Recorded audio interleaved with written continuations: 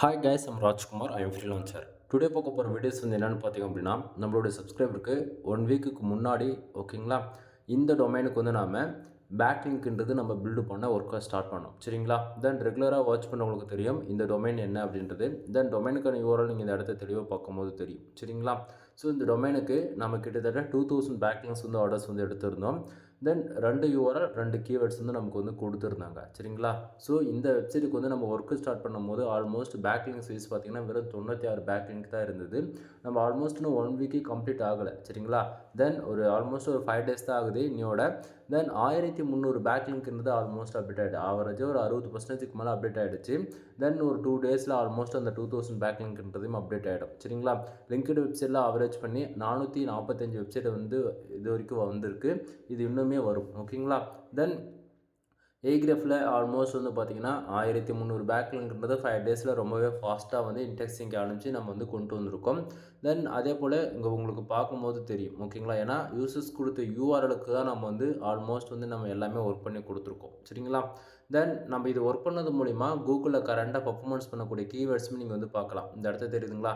நம்ம 2 யூஆர்எல் 2 கீவேர்ட்ஸ்க்கு கிட்டத்தட்ட 2000 பேக்லிங்க்கு வேலை செஞ்ச பிறகு இந்த இடத்த ஆல்மோஸ்ட் இவ்வளோ கீவேர்ட்ஸு கரண்ட்டாக இப்போ பேக் ஹேண்டில் பர்ஃபார்மன்ஸ் பண்ண ஆரம்பிச்சிருக்கு. சரிங்களா?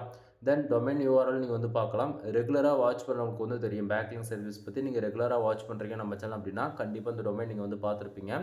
வித்தின் 5 டேஸ்க்கு முன்னாடி தான் லாஸ்ட்டாக போட்ட வீடியோஸ் நம்ம இந்த டொமைன் வச்சு தான் நம்ம போட்டிருப்போம். சரிங்களா? தென் இதில் நீங்கள் பார்க்கலாம் யூசர்ஸ் கொடுத்த கீவேர்ட்ஸ்க்கு ரிலவெண்ட்டான அந்த 2 யூஆர்எல் 2 ஃபோக்கஸ் கீவேர்ட் இல்லையா, அதை பேஸ் பண்ணி தான் நம்ம ஒர்க் பண்ணியிருக்கோம். தென் அதில் நம்ம பேக்லிங்க் பில்டு பண்ணுறது மூலிமா அந்த ஆர்டிக்கில் இருக்கக்கூடிய current keywords back handle work ஆகக்கூடிய கீவேர்ட்ஸ் தான் இப்போ நீங்கள் இதை பார்க்குறீங்க. சரிங்களா? தென் இதில் ஹைலைட்டான விஷயம் என்னென்னா ஒவ்வொரு கீவேர்ட்ஸ்க்கு பின்னாடியுமே பல விதமான பேக் ஹேண்டில் உங்களுக்கு தெரியாது. நம்ம ஒர்க் பண்ண ஆரம்பித்த உடனே இப்படி தான் பர்ஃபார்மன்ஸ் பண்ணணும்னு சொல்லிட்டு. சரிங்களா? ஸோ யூசர்ஸ் கொடுத்தது 2 கீவேர்ட்ஸ் தான். பட் நம்ம ஆவரேஜ் பண்ணி 4 கீவேர்ட்ஸ்க்கு ஒர்க் பண்ணியிருக்கோம். ஓகேங்களா? டொமைன் பேர் 1. ஓகேங்களா? ஸோ டொமைன் பேருக்கு வேலை செய்கிறோம் அப்படின்னா யூசர்ஸ் கொடுக்கக்கூடிய 2 கீவேர்ட்ஸை காமனாக அதில் வரும். ஓகேங்களா? ஸோ 2 யூஆர்எல் 2 கீவேர்ட்ஸ்னும் போது இப்போ டொமைன் நேமுக்கு வந்துருச்சா? ஸோ டொமைன் நேமுக்கு ஒரு பக்கம் நம்ம வேலை செய்கிறோம். டொமைன் நேமுக்கு வேலை செஞ்சதுலேருந்து ஆல்மோஸ்ட் பார்த்திங்க அப்படின்னா 3 யூஆர்எல்ஸ், அதாவது 3 கீவேர்ட்ஸ் இப்போ செப்பரேட்டாக நமக்கு வந்திருக்கு. சரிங்களா? இந்த 3 கீவேர்ட்ஸ் தான் யூசர்ஸ் கொடுத்துருக்கக்கூடிய யூஆர்எல்ஸ்க்கு தகுந்த கீவேர்ட்ஸ். சரிங்களா? 1. தென் பேக் ஹேண்டில் இது ரன் ஆகுது அப்படின்னா இது பர்ஃபார்மன்ஸ் பண்ணுறது மூலிமா அதுக்கு பேக் ஹேண்டில் வரக்கூடிய கீவேர்ட்ஸ் தான் இது. சரிங்களா? இது இப்போ பர்ஃபார்மன்ஸ் பண்ண ஆரம்பித்த உடனே இதுலேருந்து பேக் ஹேண்டில் வரக்கூடிய கீவேர்ட்ஸ் தான் இது. புரியுதுங்களா? ஸோ இது போல் சொல்லிக்கிட்டே போகலாம். ஒவ்வொரு கீவேர்ட்ஸ்க்கு பின்னாடியும் பல விதமான கீவேர்ட்ஸ் பேக் ஹேண்டில் ரன் ஆகும். கான்செப்ட் புரியுதுங்களா? ஸோ இப்போ ஓரளவுக்கு ஐடியா இருக்குன்னு நினைக்கிறேன். இது போல் தான் நண்பா, நம்ம சும்மா ஒரு கீவேர்ட்ஸ்க்கு எடுத்து நம்ம வேலை செய்கிறோம் அப்படின்னா சும்மா வேலை செய்ய மாட்டோம். அந்த கீவேர்ட்ஸ்க்கு பேக் ஹேண்டில் ரெலவெண்ட்டாக இருக்கக்கூடிய கீவேர்ட்ஸ் மெர்ஜ் பண்ணி தான் நம்ம வேலை செய்வோம். சரிங்களா? ஸோ உங்களுக்கு யாருக்காச்சும் இது போல் ஹை குவாலிட்டியில் பேக்லிங்க் உங்கள் வெப்சைட்டுக்கு தேவைப்படுது அப்படின்னா நீங்கள் தாராளமாக நீங்கள் கான்டாக்ட் பண்ணி பேக்லிங்க்ன்றது உங்கள் வெப்சைட்டுக்கு நீங்கள் பில்டு பண்ணிக்க முடியும். தென் பேக்லிங்க் எதனால் பில்டு பண்ண சொல்கிறதுக்கான ரீசன் என்ன அப்படின்னா, கூகுள் பொறுத்த வரைக்கும் 3 மந்த்துக்கு ஒன்ஸ் ஆர் அப்படின்னா 6 மந்த்துக்கு ஒன்ஸ் கோர் அப்டேட்ன்றது ஒன்று விடுவாங்க. சரிங்களா? ஸோ ஒவ்வொரு கோர் அப்டேட் விடும்போது நம்மளோட வெப்சைட்டோடைய பொசிஷன் ரேங்கிங்ன்றது கீழே வரும். ஓகேங்களா? ஸோ அந்த பொசிஷன் அகெயின் அதே பொசிஷனுக்கு கொண்டு அதாவது டாப் 10க்குள்ளே நீங்கள் எங்கேயாச்சும் ரேங்க் ஆகுறீங்க அப்படின்னா அதே பொசிஷனுக்கு நம்ம வெப்சைட் கொண்டு போகணும் அப்படின்னும் போது நீங்கள் பேக்லிங்க் இருந்தால் மட்டும்தான் அது கொண்டு போக முடியும். புரியுதுங்களா என்ன சொல்ல வரன்றது? ஸோ பேக்லிங்க்ன்றதை நீங்கள் இம்பார்ட்டன்ட் கொடுத்து தான் ஆகணும். நீங்கள் பேக்லிங்க் நான் எடுக்க மாட்டேன் கொடுக்க மாட்டேன் அப்படின்னா கரண்ட்டாக இன்றைக்கி நம்பர் 1 பொசிஷனில் எங்கேயோ ஒரு ஆர்டிகல்ஸ் நீங்கள் ரேங்க் ஆகிறது திடீர்னு 3 மந்த்துக்கு அப்புறம் அந்த யூஆர்எல் கூகுளில் காணாமல் போயிருக்கலாம். ஓகேங்களா? அல்லது பொசிஷன் சடனாக 20-30க்கு போயிருக்கலாம். இது போல் பல ப்ராப்ளம் நீங்கள் பார்ப்பீங்க. தென் பேக்லிங்க் எடுக்கிறவங்க டே டு டேட்டில் அதே போல் மந்த் அண்ட் மந்த் எடுக்கிறவங்க அந்த பொசிஷன் அவங்க வச்சுப்பாங்க. புரியுதுங்களா? ஸோ பேக்லிங்க்குன்றது கொஞ்சம் இம்பார்ட்டன்ட் கொடுங்க. தென் நம்ம பேக்லிங்க்கு கொடுக்குறது பார்த்திங்க அப்படின்னா ஃபார் பேக்லிங்க் ₹1 தான் நான் கொடுத்துட்ருக்கேன். ரொம்பலாம் சார்ஜ் பண்ணணும்பா. ஜஸ்ட் ஃபார் ₹1 தான் நான் கொடுத்துட்ருக்கேன். நீங்கள் மினிமமாக 1000 பேக்லிங்க்ஸ் ஆர்டர்ஸ் கொடுக்குறீங்க அப்படின்னா வித்தின் 7 டேஸில் அந்த ஒர்க்குன்றதை நான் கம்ப்ளீட் பண்ணி கொடுத்துருவேன். 7 டேஸில் உங்களுக்கு கம்ப்ளீட்டாக அந்த 1000 பேக்லிங்க்குமே உங்களுக்கு அப்டேட் ஆகிடும். புரியுதுங்களா? ஏன்னா நம்மளுடைய ஒர்க்கிங்கோடைய ஸ்பீடு அந்த அளவுக்கு இருக்கும். நீங்கள் ஆர்டர்ஸ் கொடுக்குற 24 ஹவர்ஸ்லேயே நம்ம ஒர்க்கு ஸ்டார்ட் பண்ண உடனே அடுத்த 48 ஹவர்ஸ்க்குள்ள உங்களுக்கு பேக்லிங்கே ஷம்ரஷில் அப்டேட் ஆக ஸ்டார்ட் ஆகிடும். அந்த அளவுக்கு நம்மளுக்கு ஃபாஸ்ட்டாக இருக்கும். ஃபுல்லி கமெண்ட் பேக்லிங்க் தான் ஹை குவாலிட்டியில் இருக்கும். அது இல்லாமல் நாம் ஒர்க் பண்ணி கொடுக்குறோம் அப்படின்னா உங்கள் வெப்சைட்டுக்கு ஸ்பேம் ஸ்கோர் ஏறிடுமா அப்படின்னு சொல்லி கேட்டிங்கன்னா அப்படிலாம் ஏறாது. ரீசன் என்ன அப்படின்னா நம்ம 70-30% தான் ஒர்க் பண்ணுவோம். 30% உங்களுக்கு டூ ஃபாலோ ஆகுதுன்னா 70% நோ ஃபாலோ பேக்லிங்க் தான் கொடுப்பேன். ரீசன் என்ன அப்படின்னா நீங்கள் வந்து எடுக்கிறதே 1000 பேக்லிங்க் தான். ஓகேங்களா? நீங்கள் வந்து ஒரு 5000 பேக்லிங்க் 10,000 பேக்லிங்க் எடுக்கிறதா இருந்துச்சுன்னா தான் உங்களுக்கு வந்து அதுக்கு தகுந்தா போல் நம்ம வந்து ஒர்க் பண்ண முடியும். ஓகேங்களா? ஏன்னா உங்கள் வெப்சைட்டில் எவ்வளோ கீவேர்ட்ஸ்க்கு நீங்கள் ஒர்க் பண்ணியிருக்கீங்க, எவ்வளோ ஆர்டிகல்ஸ் இருக்குது, எவ்வளோ போஸ்ட் பண்ணியிருக்கீங்க, எவ்வளோ பேஜஸாக நீங்கள் ரேங்க் பண்ணியிருக்கீங்க, எவ்வளோ கேட்டகரி லிஸ்ட் பண்ணியிருக்கீங்கன்றது இது எல்லாமே டிஃபைன் பண்ணி தான் நீங்கள் உங்களுக்கு டூ ஃபாலோ கொடுக்கணுமா, நோ ஃபாலோ கொடுக்கணுமா நம்ம வந்து டிசிஷன் எடுப்போம். சரிங்களா? நான் ஒரே நாள் அதாவது என்னோடய ஒர்க்கு வந்து பார்த்திங்க அப்படின்னா 7 டேஸில் உங்களுக்கு வந்து பேக்லிங்கே வந்து அவுட்புட் கிடச்சிரும். அதாவது ரீஃப்ளெக்ட் ஆகிடும்ன்ற சொல்கிறேன் இல்லையா? ஸோ 7 டேஸ்க்குள்ளே இப்போ நம்ம ஃபாஸ்ட் அண்ட் டெக்ஸ்டிங் அனுப்பணும் போது உங்களுக்கு எல்லாமே இப்போ 1000 பேக்லிங்க் 7 நாளில் உங்களுக்கு 1000 பேர் டூ ஃபாலோ பேக்லிங்க் கொடுத்தாங்கன்னா அது வந்து பாசிபிள் கிடையாது. யாரும் கொடுக்க மாட்டாங்க இல்லையா? ஸோ உங்களுடைய டொமைனுக்கு வந்து ஸ்பாம் ஸ்கோர் ஏறி போயிடும். புரியுதுங்களா? ஸோ அதனால் ஸ்பாம் ஸ்கோர் ஏறாத விதத்தில் தான் நான் வந்து ஒர்க் பண்ணி கொடுப்பேன். ஸோ நீட் இருக்குது அப்படின்னா நீங்கள் கீழே டிஸ்கிரிப்ஷனில் என்னோடய கான்டாக்ட் நம்பர் கொடுத்துருக்கேன். கால் பண்ணி உங்களுடைய ஆர்டர் என்னவோ நீங்கள் ப்ளேஸ் பண்ணிக்கலாம். அல்லது உங்களுக்கு ஏதாவது வெப்சைட் சம்மந்தமாக டவுட் இருக்குது அப்படின்னாலுமே டவுட் வந்து கேட்டு கிளியர் பண்ணிக்கலாம்.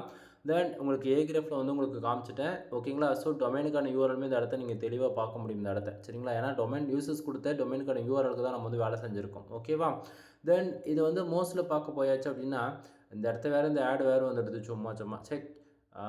ஓகேவா? வெயிட் பண்ணுங்கள். இது ஒன் டைம் உங்களுக்கு வந்து வெரிஃபிகேஷன் நான் பண்ணி காமிச்சிட்றேன். தென் இன்னும் ஒன்று எங்கேயோ மிஸ் ஆகுது. ஓகே, அவ்வளோதான். ஓகேவா? இந்த இடத்த பார்த்தா உங்களுக்கு தெளிவாக தெரியும். இந்த இடத்த ஆட் வரதால் இந்த இடம் வந்து என்னால் டொமைனுக்கான ஏஜ் காட்ட முடியல. தென் இந்த வெப்சைட்டுக்கு சேம் அதே தான். டொமைன் அத்தாரிட்டி 17 இருக்குது. குவாலிட்டி பேக்லிங்ஸ் வந்து 11 இருக்குது. மோஸ்ட்டில் அப்டேட் ஆக லேட் ஆகும். ஓகேங்களா? ஸோ மோஸ்ட் பொறுத்த வரைக்கும் உடனே 1 வீக்கில் ரிஃப்ளெக்ட் ஆகாது. அது அகைன் 2 to 3 வீக்ஸ்க்கு அப்புறம் தான் கொஞ்சம் கொஞ்சமாக அப்டேட் ஆகும். ஓகேங்களா? ஸோ டொமைனுக்கான ஏஜில் இந்த இடத்த வரும். ஆட் வரதால் மேலே வந்து என்னால் சரியாக காட்ட முடியல. தென் அடுத்ததாக டொமைனுக்கான அத்தாரிட்டி ஸ்கோர்ஸ் வந்து பார்த்திங்க அப்படின்னா இந்த இடத்த உங்களுக்கு தெளிவாக தெரியும்னு நினைக்கிறேன். ஆல்மோஸ்ட் இப்போ தான் கொஞ்சம் கொஞ்சமாக வந்து புஷ் ஆக ஆரம்பிச்சிருக்கு. டொமைன் லைவுக்கு வந்து ஒரு ஆல்மோஸ்ட் ஒரு 20 நாள் கூட இல்லை நண்பா. ஏன்னா அந்த இடத்த உங்களுக்கு தெளிவாக தெரியும். 2022 ஆல்ரெடி இந்த டொமைன் வந்து எக்ஸ்பிரி ஆன டொமைன். சரிங்களா? எக்ஸ்பிரி ஆன டொமைன் வாங்கி தான் இவர் வந்து வேலை செஞ்சுட்ருக்காரு. தென் இவங்க பேக் எண்டில் யாருக்கிட்டும் கொடுத்து வேலை செஞ்சுருக்காங்க. மறுபடியும் இப்போ வந்து நான் வேலை செய்ய ஆரம்பித்த பிறகு அகைன் இப்போ வந்து புஷ் ஆக ஆரம்பிச்சிருக்கு. சரிங்களா? ஸோ நம்ம பேக்லிங்க்கு பில்டு பண்ணது மூலியமாக இந்த வெப்சைட்டுக்கு வந்து புஷ் ஆகும் டொமைன் அத்தாரிட்டி ஸ்கோர்ன்றது. சரிங்களா? தென் நம்மக்கிட்ட என்னென்ன சர்வீஸ் இருக்குன்றதை இப்போ ஷார்ட் அண்ட் ஸ்வீட்டாக சொல்லி முடிச்சிடுறேன். வெப்சைட் சம்மந்தமாக A to Z எல்லா சர்வீஸுமே நம்மக்கிட்ட அவைலபிளாக இருக்குது. சரிங்களா? எக்ஸாம்பிளுக்கு content service, backlink service, domain authority increase பண்ணணுமா, டொமைன் அத்தாரிட்டி இன்க்ரீஸ் பண்ணுறது, டொமைன் ரேட்டிங், அதே போல் ஆஃப் பேஜ் SEO ஸ்கோர் ஏற்றுறது.